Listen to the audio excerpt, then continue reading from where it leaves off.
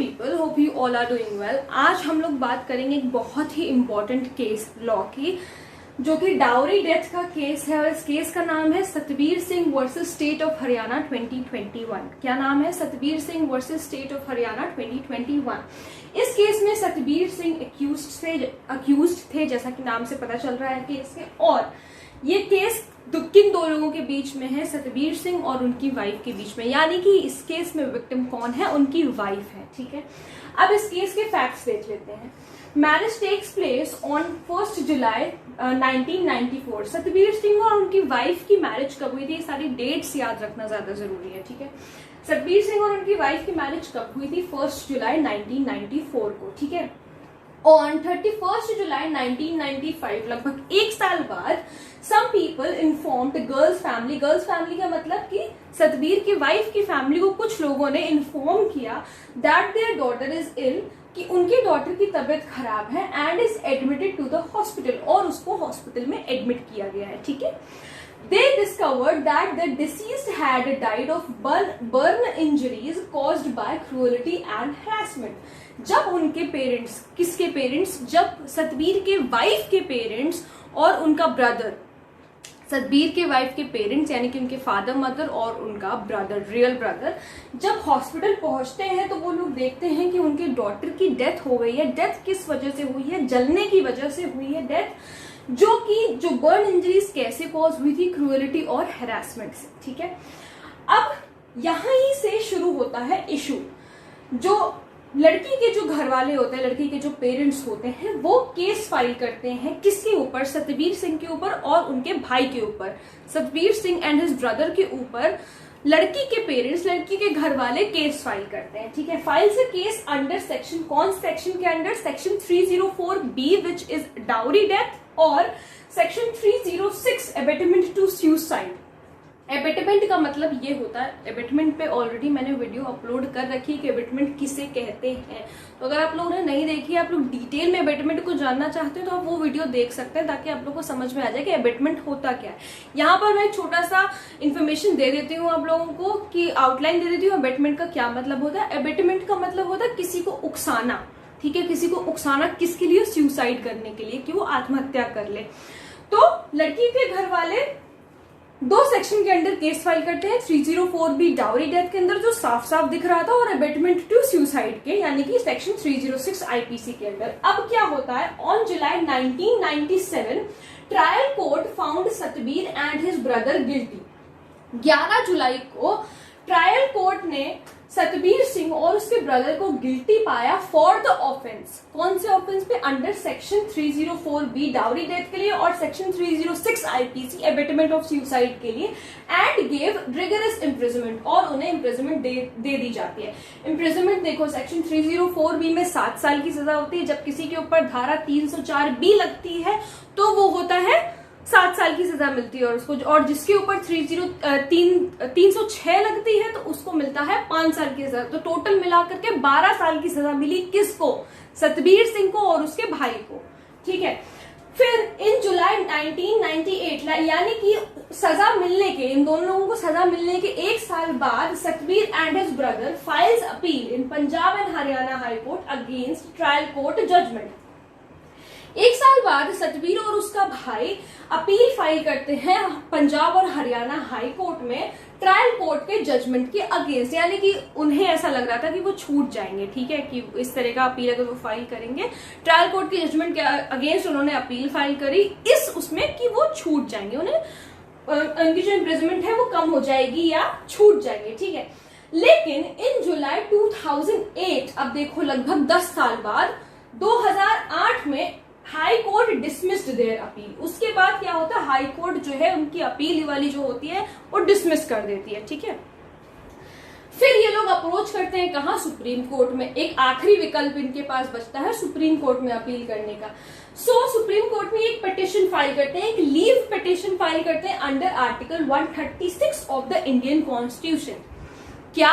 Approach कैसे करते हैं सुप्रीम कोर्ट में, एक पिटीशन फाइल करते हैं अंडर एक लीव पिटीशन, स्पेसिफिकली एक लीव पिटीशन फाइल करते हैं under article 136 of the Indian constitution. Supreme court ने फिर उसके बाद 28 मई 2021 को जब इस केस की जजमेंट आई थी, डेट ऑफ जजमेंट थी, उस दिन सुप्रीम कोर्ट ने 12 गाइडलाइंस इशू करी थी इस केस के अकॉर्डिंग। ठीक है, ये 12 गाइडलाइंस बहुत ज्यादा इंपॉर्टेंट है, तो ध्यान से सुनिएगा। सबसे पहली गाइडलाइन है explains the word soon before her death. देखो, सून बिफोर हर डेथ का मतलब सुप्रीम कोर्ट ने समझाया। सून बिफोर हर डेथ का मतलब ये नहीं है कि आज अगर उसकी डेथ हुई है तो कल उसके साथ क्या कहते हैं क्रूअलिटी और हरासमेंट हुआ था। क्रूअलिटी और हरासमेंट और उसकी डेथ में, लड़की की डेथ के बीच में अच्छा खासा गैप होना चाहिए, ये कहा सुप्रीम कोर्ट ने। और साथ ही साथ जब उसकी डेथ हुई है उससे डाउरी का कोई लिंक और कनेक्शन होना चाहिए, तभी हम लोग सून बिफोर हर डेथ यूज करते हैं। हम लोगों ने डाउरी डेथ में पढ़ा है, अगर आप लोग को डाउरी डेथ डिटेल में पढ़ना है तो उसकी वीडियो ऑलरेडी अपलोडेड है, आप लोग देख सकते हैं। फिर सेकेंड चीज है section 304B must interpreted while knowing true intention of legislature। Legislature के ट्रू इंटेंशन को जानने के बाद ये वाला सेक्शन लगना चाहिए। ठीक है, prosecution must establish the ingredients of section 304B।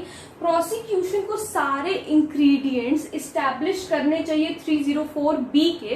And after that rebuttal presumption provided under section 113B of Indian evidence Act operated against accused. उसके बाद ही जब एक बार ये 304B के सारे इंग्रेडिएंट्स स्टैब्लिश हो जाएंगे, प्रोसिक्यूशन स्टैब्लिश कर लेगी, उसी के बाद ये लगता है section 113B of the Indian evidence act against the accuse. अब आप कहेंगे रिबिटल प्रिजम्पशन होता क्या है?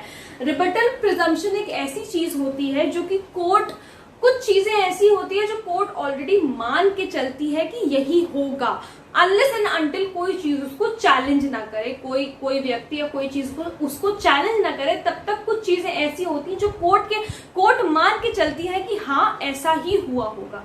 ठीक है, तो सबसे पहले प्रोसिक्यूशन को स्टैब्लिश करना होगा सारे सेक्शंस, यानी कि प्रूव करने होंगे सेक्शन 304B के सारे इसेंशियल्स। उसके बाद ही रिबटल प्रिजम्पशन यानी कि सेक्शन 113B लग सकता है अक्यूज्ड के ऊपर। ठीक है, अब बात आती है दूसरे गाइडलाइन की। तो section 304B does not ensure pigeon hole approach given by Salmon. Section 304B बिल्कुल भी इंश्योर नहीं करता pigeon hole approach. Pigeon hole approach के बारे में हम लोगों ने टॉट में पढ़ा है, तो अगर नहीं पढ़ा तो मैं थोड़ा सा आउटलाइन देती हूँ। एग्जाम्पल से सैलमन ने ये चीज समझाई थी कि मान लो कि 9 बॉक्सेस हैं और 9 कबूतर हैं। ठीक है, तो वो 9 कबूतर उन 9 बॉक्सेस में बैठ गए। ठीक है, अब 10वां जो बॉक्स है, जो 10वां बॉक्स है उसको लाने की कोई जरूरत नहीं, तो ये एक बहुत ही नैरोअर अप्रोच है। ठीक है, और 304B है जो वो पिजन होल अप्रोच को बिल्कुल भी सपोर्ट नहीं करता, क्योंकि 304B एक बहुत ही वाइडर इंटरप्रिटेशन है। ठीक है, अब आते हैं हम लोग दूसरी गाइडलाइन पे। Courts should ensure extra care while interpreting section 304B IPC and section 113B Indian evidence act. Supreme court ने कहा कि हाई कोर्ट और ट्रायल कोर्ट को बहुत ही एक्स्ट्रा केयर लेनी पड़ेगी जब हम लोग इन सेक्शंस की बात करते हैं, तो इन सेक्शंस को अच्छे से इंटरप्रेट करना पड़ेगा। ठीक है, एक्स्ट्रा केयर के साथ इंटरप्रेट करना पड़ेगा इनके फ्रेजाइल नेचर को देखते हुए। Then trial courts should carefully interpret the section 313 CRPC power to examine the accused. ये सेक्शन 313 CRPC ऐसी पावर है जो कि अक्यूज्ड को कोर्ट देता है, अक्यूज्ड को अपने हक में बातें बोलने के लिए। ठीक है, तो ट्रायल कोर्ट शुड केयरली इंटरप्रेट, तो ट्रायल कोर्ट्स को केयरफुली इंटरप्रेट करना चाहिए इस सेक्शन को भी। ठीक है, the court must put incriminating circumstances before the accused and seek his response. Court को इंक्रिमिनेटिंग सर्कमस्टांसेस यानी कि अक्यूज्ड को हम मान के चलते हैं, कोर्ट मान के चलेगी ये बात कि उसने वो चीज करी है, जो आरोप उस पर लगा है उसने वो चीज करी है, उसी हिसाब से उससे क्वेश्चंस पूछे जाएंगे और उसका रिस्पॉन्स सीक किया जाएगा। ठीक है, जजेस should consider section 232 of CRPC and carefully uses his discretionary power regarding the acquittal of the accused। जैसा कि इसमें यहाँ पर दिया है 313 CRPC power to examine the accused, वही सेम चीज है कि जजेस को अपना जो डिस्क्रिमिनेटरी पावर जो उन्हें दी गई है अक्यूज्ड से सवाल जवाब करने की, उसे अच्छे से यूज करना चाहिए, ठीक है। Then court should consider the evidences of the offence in case if court knows that there is no need of acquittal of the accused। Court को अच्छे से सारे एविडेंस को देखना चाहिए। इन केस अगर कोर्ट को ये बात पता है कि अक्यूज्ड के एक्विटल की कोई नीड नहीं है, सारे एविडेंसेस को सही से देखना चाहिए। Trial court should ensure balanced trial such as a right of speedy trial. Supreme court ने यह भी कहा कि एक बैलेंस्ड ट्रायल के साथ साथ राइट ऑफ मतलब एक बैलेंस्ड ट्रायल को राइट ऑफ स्पीडी ट्रायल के तरह से यूज करना चाहिए। ऐसा कहा जाता है कि जस्टिस जब मतलब कि जो भी ऑर्डर है, जो भी कुछ है, जस्टिस को टाइम से डिलीवर करना चाहिए। अगर जस्टिस टाइम से ऐसा माना जाता है कि अगर जस्टिस टाइम से डिलीवर नहीं हो रहा है तो उसकी वैल्यू कम हो जाती है। तो टाइम से बैलेंस तरीके से जो भी जस्टिस है उसको डिलीवर करना चाहिए। Then trial courts should grant punishment according to related guidelines and offences। Trial court जो भी पनिशमेंट ग्रांट कर रहा है वो in relation to the guidelines, जो भी गाइडलाइंस सुप्रीम कोर्ट इश्यू करता है, और ऑफेंसेस के रिलेशन में होनी चाहिए, इररिलेवेंट नहीं होनी चाहिए, ठीक है। In dowry death cases, last guideline है, in dowry death cases there should be extra caution which is ensured by the court.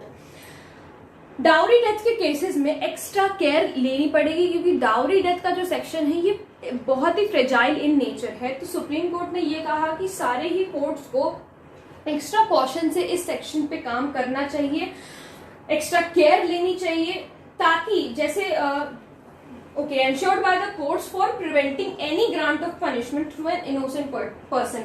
मतलब जैसे कभी कभी देखो ऐसे होता है कि एग्जाम्पल से समझो, मान लो कि जैसे कभी कभी ऐसे होता है कि फैमिली जो होती है, जो ससुराल वाले होते हैं लड़की के, इन-लॉज जो होते हैं वो उसमें शामिल नहीं होते हैं डाउरी, उनको पता भी नहीं होता है कि भाई उनकी बहू के साथ ऐसा कुछ हो रहा है।